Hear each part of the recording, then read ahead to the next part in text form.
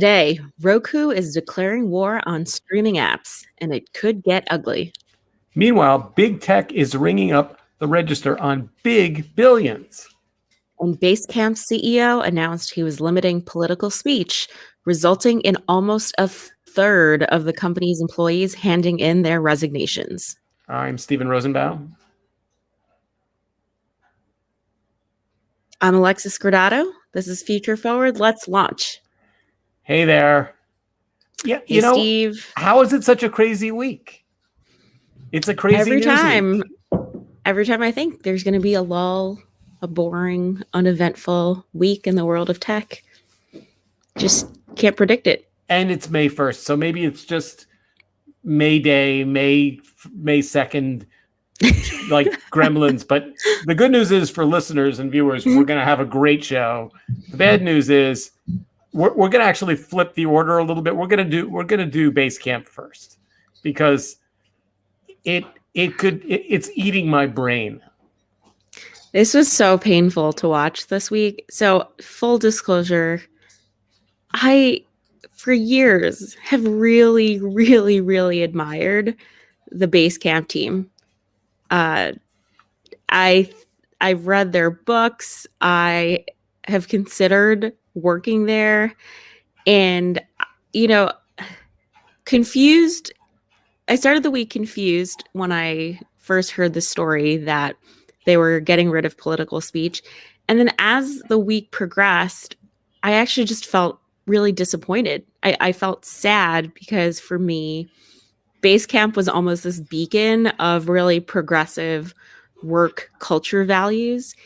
And I feel like they managed to unravel that in probably like a 72-hour period, which is almost impressive. Let's go back and just tell the story for our listeners that don't necessarily know. So Basecamp banned Basecamp, following kind of in the footsteps of Coinbase, banned the paid company health and wellness benefits, banned political speech, banned kind of discussion and a committee about inclusion and diversity, kind of in one fell swoop, rolled back kind of all of these relatively modern workplace freedoms that employees have. And they said right up front, the CEO said, if you don't like it, we'll have a generous severance package and you can just go that away. Right. He knew it was going to be a shit show, right? Yep. And then you find out that, so this is Casey Newton at The Verge, basically reporting that the catalyst for all of this was that there was an internal list at Basecamp that featured names of customers, and it was a list that was managed and maintained for years at the company. And so those of you who are not familiar with Basecamp, this isn't like Google with tens of thousands of employees. This is a company with less than 100 employees. I think something like 57 employees. And so it's kind of the place where usually you kind of know what's up. And so there was really no excuse for this list floating around as long as it did. And was the list racist? Was the list like, hey, we're troubled by this name because it could be I was trying to understand. The reporting's been spotty so far. It's I was trying to understand if the list was employees making fun of customers or if it was employees being concerned that Basecamp could be used for nefarious purposes. No, it was making fun of customers' names, and which, has racist, racial, yeah. And and Casey Newton's article, he said that Basecamp employees were so mortified by this list that no one, not a single person, would give him an example of a name on the list. Is it like one of those names that high school prank kids call into the airport? Yeah, that's what he was saying. It's like Bart Simpson saying, hey, this is like Seymour Butts. Yeah. See, they made you say it. That's funny. It was in the artist in the version. Yeah. So, all right. So I'm trying to understand, is this a CEO who's a Trumpster right-wing conservative who's got all these liberal employees, and he essentially wants to not be butting heads with them on politics. I don't think that's it. Definitely not, because these are the least apolitical tech CEOs. They testify. DHH, David Henneheimer Hansen, I think is how you say his name. He testified against Apple regarding antitrust. Well, there was a whole hullabaloo last year with his with their email app. Hey. So, I get it to some extent. He's saying, let's focus on work at work, I guess. But taking away employee gym benefit, he said he felt that encouraging certain kinds of behavior and not. So essentially what he said, I thought, was like, I'm not buying you a pack of cigarettes. Why should I pay for your gym membership? That's the company being parental. Yeah. And yes. I think, again, where my disappointment comes in is this is a company that's really prided itself on being a humane tech company, really considering the needs of people. And you're kidding yourself if you think that tech and really any organization can remain apolitical. Like, just as an example, it's Asian Pacific Islander History or Heritage Month, API Heritage Month. If I went into a workplace and I said something like, oh, like, I'm really glad it's like API Heritage Month, or, oh, I'm really sad that there's been an increase in Asian hate crimes, it would be so messed up, in my opinion, if I were silenced and reprimanded for those comments at work. And that's effectively what they've done with this policy. So, so many things can be politicized. If you have a trans worker who says, hi, I'm so-and-so, and my pronouns are they and them, that can be construed as a political statement.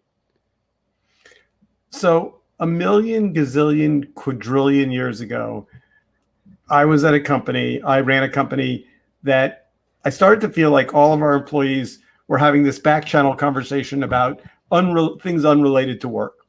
And we were losing focus. This is, 20 years ago. And I made the decision through our server to block AOL Messenger. I did that for about 30 seconds because it was a terrible idea.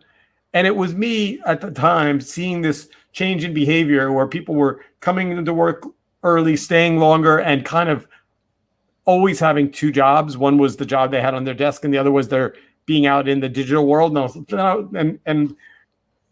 the decision was a terrible decision then, and it is an unconscionable decision now. Right.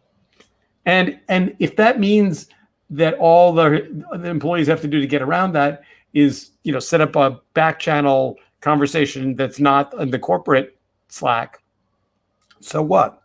Right. It's just it's an odd move. Like, if you're not getting the work results that you need and want, have that conversation. Why are the numbers not moving up and to the right? But don't censor. The sad story is Basecamp's been around for a long time. I remember when it was the first choice for shared work environment. I don't think I've thought about them as a business in 5 years.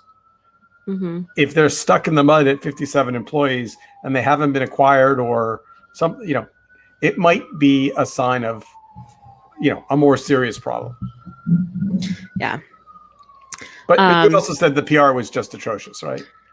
Oh my gosh. I mean, it's really tough. I mean, I have worked for some of the OG bloggers and tech CEOs. So I understand almost like blogging your way into existence. And these guys just failed big time. There were so many points last week where I was just like, please don't tweet or publish anything. Please do not talk to a journalist. Please, stop. Just shut up. Please shut up.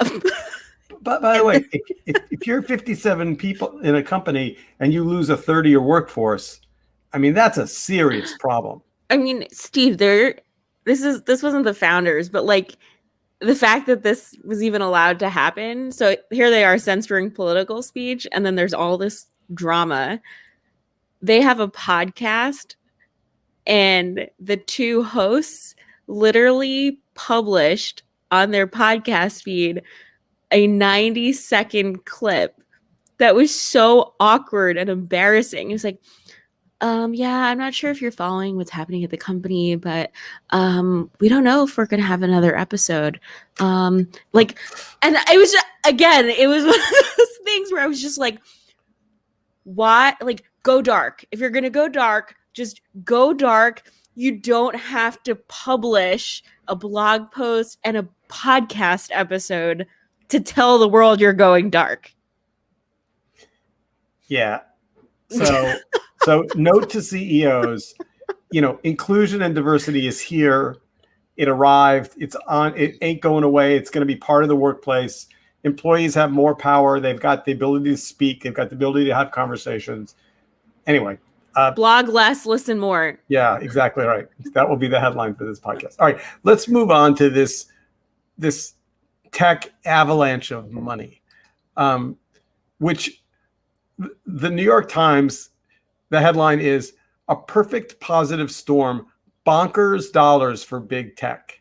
Insane, Steve. Insane. Bonkers dollars for big bonkers tech. Dollars. And that's not even a Times headline. Bonkers isn't even a word. I mean, bonkers is a great description when it defies almost every historic precedent. Like anytime the economy shrinks or there's a bad event, right? Stocks, revenue, everything goes down. Here we had this black swan event with the pandemic, and what happened to big tech? It's thriving. Yeah, I mean, I started to think about which numbers to share, and then the answer is they're all just so shockingly massive. I mean, if you just, the combined yearly revenue of Apple, Amazon, Alphabet, Microsoft, and Facebook is about 1.2 trillion, according to earnings reporting this week, more than 25% higher than that figure just as the pandemic started. And by the way, it's not like Amazon. I mean, you get why people are buying dog food and having it delivered or whatever. That you can see why Amazon would be up if people are trapped in their homes. But it is across the board: Amazon, Apple, Alphabet, Microsoft, Facebook. And even smaller tech companies like Snapchat. Or you look at what happened to Zoom. Zoom went from being boring video conferencing software, like B2B, to being probably one of the most dominant consumer tech apps in the world. Now, having said that, here's the $24,000 gazillion question. When we meet again a year from today on May 1st, will this have plateaued and gone back to some new lower, more predictable number, or are these benchmarks here to stay? The year-over-year growth, I don't think will be what it is, but in terms of growth and revenue, absolutely. I don't think that the Zoom market penetration goes away because people all of a sudden are going outside more, returning to work. I think that, your small mom and pop store that wants to video conference with, I don't know, whoever, some supplier, is still going to use Zoom. Yeah, I don't know. Well, it'll be interesting to see if there's any leveling off. I mean, I am now shopping in stores back in retail a little bit more. Right. But you now have exposure and awareness to other marketplaces like Etsy. And so you might still shop physically, but Etsy is now in your portfolio of choices. Yes. And, it is interesting.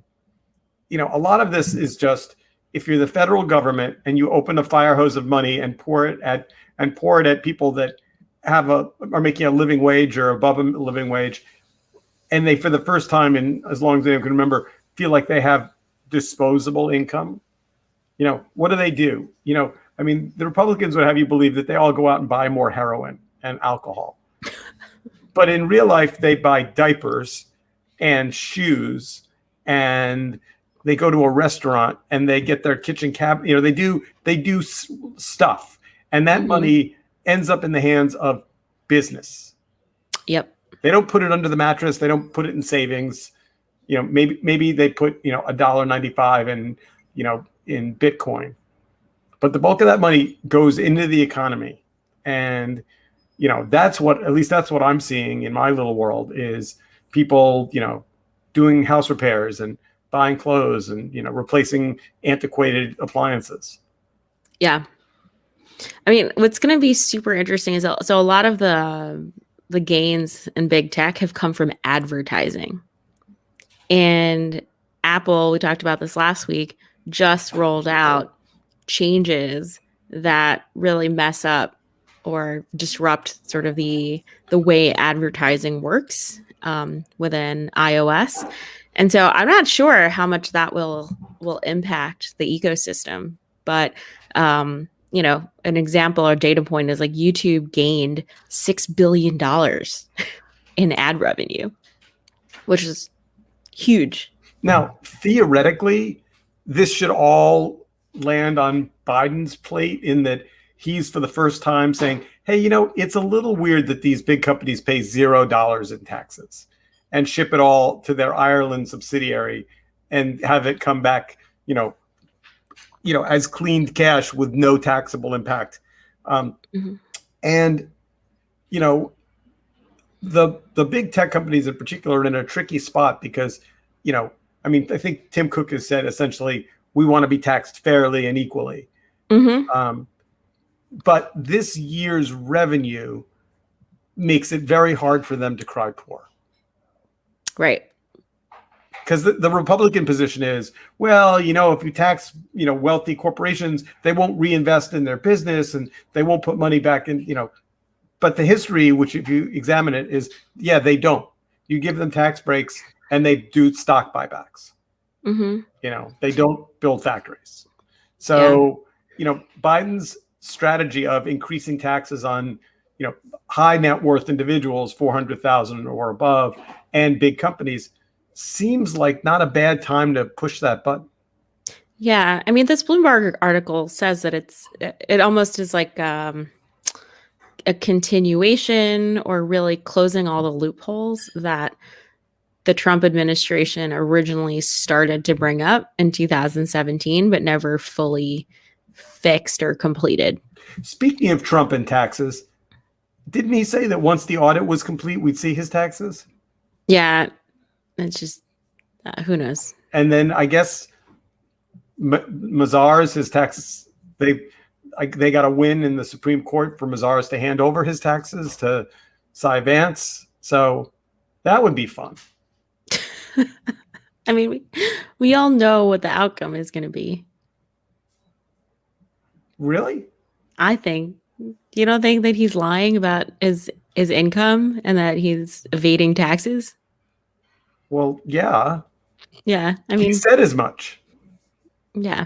So but prison jumpsuit, I don't really see that either. No, I don't think that's going to happen. So they'll fine him, and then he'll countersue on the number, and then he'll countersue again, and then they'll negotiate and settle for some number, and he'll sell Trump Tower, which would be fine with me, by the way, because they could call it, honestly, they could call it Ass Hat Tower as far as I'm concerned. They could write that on the side of the building.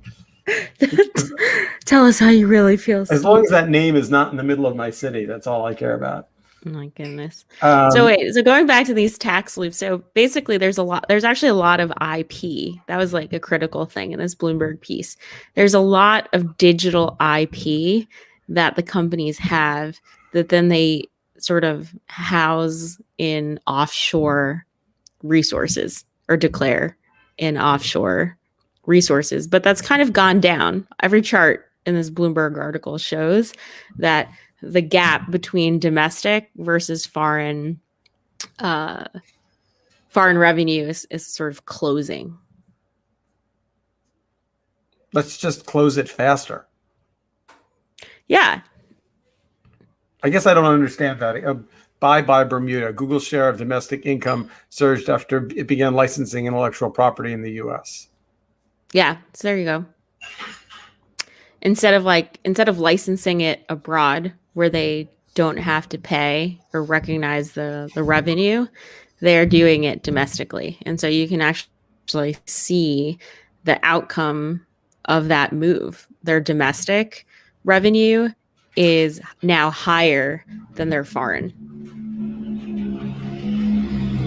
And Biden's strategy is to essentially say there's a flat tax for all internet companies that are doing business in the U.S., and wherever they're based, he wants a piece of their tax revenue.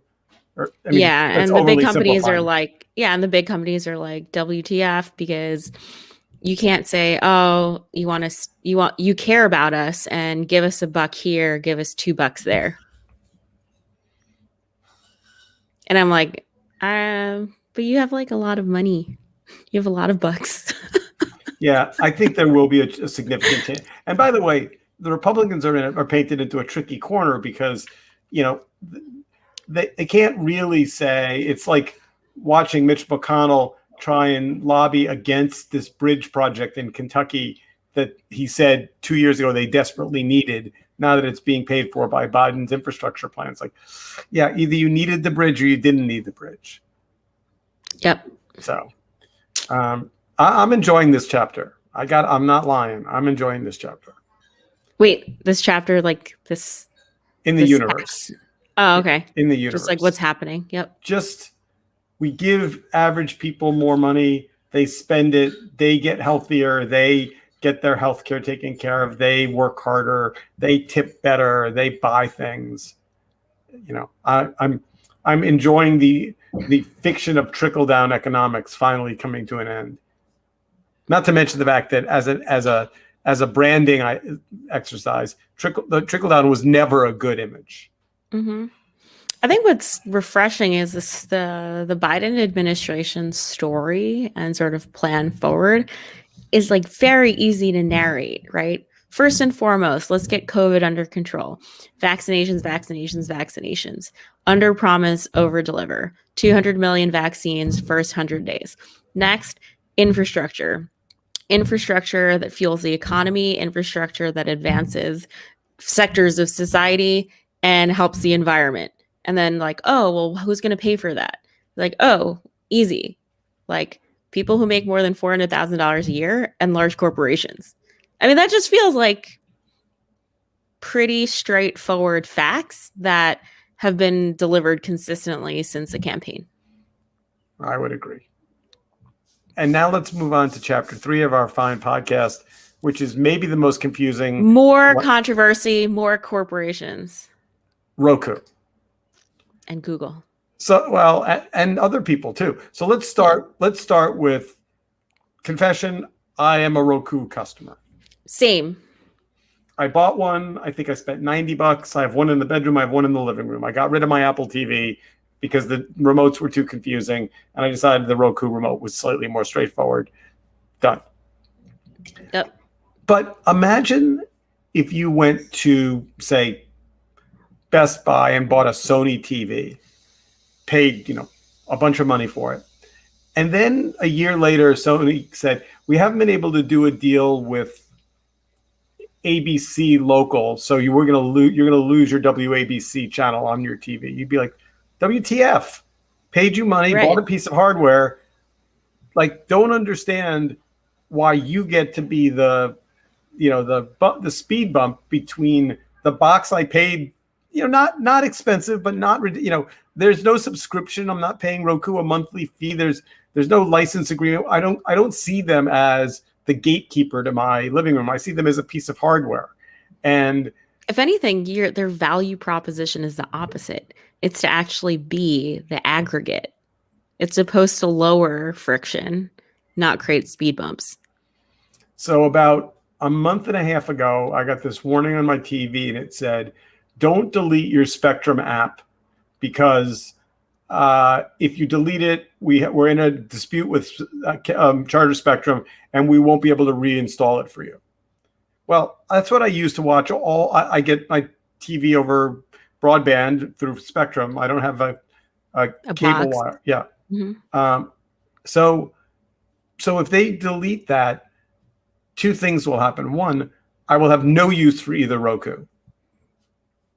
Yeah. And two, I don't understand. Like, they keep saying they weren't able to come up with an economic relationship with them, and they said the same thing about YouTube. And I'm just baffled. Like, and I read a bunch of articles. We have them up on the screen, and I couldn't figure out who was wearing the white hat and who was wearing the black hat. I mean, Google claims that they went back to Roku and said, "Look, we'll just renew the agreement we have, no change." And Roku said no. Right. And they probably said that. This is my opinion. They probably said, well, we have larger distribution. We can get YouTube TV in front of X% more customers. And so our rate card changed. If you want premium placement through our channel, and you want access to our customers, then you're going to pay whatever, 8% more. So I don't generally feel bad for Google or YouTube about anything, but this does really feel like extortion. I mean, it's just it's an example of how when two companies like this try to be greedy, the customer always loses. Who's the greedy one in this? I mean, they both are, I think. But maybe Roku more. I don't know, because, like, again, you look at YouTube is owned by Google, so it's, in some ways, it's like, I don't ever feel bad when Google is being asked to pay more money for anything, because they extort businesses all the time in Google search. Like, if you were to Google, like, best streaming service, Apple TV or Roku, like, Google has so much leverage in the search game to penalize Roku. And so Roku, if distribution through their hardware is the only leverage that they have, I can understand them not compromising on that, especially when dealing with a company like Google. I want there to be a good cop and a bad cop, and I'm finding bad cop and bad cop, which is, a little. I mean, and I'm the customer, and they're both fighting over, access to me. Yeah, it's like when there's like a standstill in the budget, and then the government shuts down. That's like what it feels like. So buried deep in this story, Google seems to be fighting for an open source video standard called VI1. Is that what it's called? AV1. Audio visual one, like Unity. But it does appear to be an open source standard, and it supposedly reduces bandwidth costs and is more efficient. But Google wants Roku to support AV1, and it's first I'd heard. By the way, I'm in the video business. The first I've heard of AV1 was in this fight. My interpretation of this was like, oh, this is just like a rebranding or like an offshoot of Android. Like, when you buy television systems, a lot of them, smart TVs, are using the Android operating system, which, unlike Apple, is open, right? You there's a marketplace, you install things to it. Well,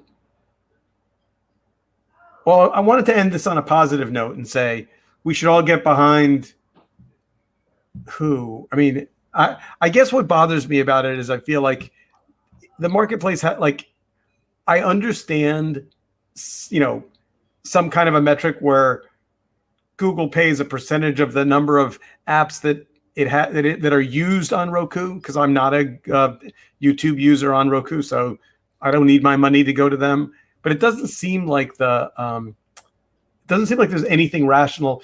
This reminds me of when the cable companies used to threaten to take local TV stations off.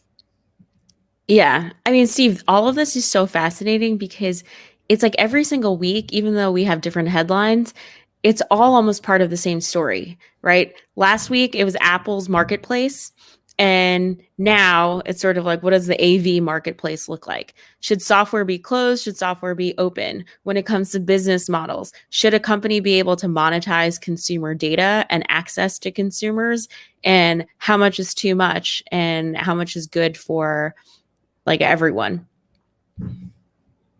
Like, how would you feel if Roku was like, okay, YouTube, you can pay the same that you paid last year, but then their strategic model is basically to say, but we're going to offer this premium data feed that's going to allow you to basically see, when Steve is watching, Spectrum versus YouTube. Yeah, that would be creepy. All right, we're going to leave it there. So the answer is this probably feels like an FTC conversation at some point. We won't do that today. Excellent show, lots of battles, lots of outcomes, and just keep tuned because the Facebook Supreme Court is going to vote on the Donald Trump return decision soon. Oh, what? That's this week? I think so. Wow. So. Well, they haven't given a date, but it seems like it's on the cusp. All right. So well, stay tuned for that. Right. Have a good week. Have a good week.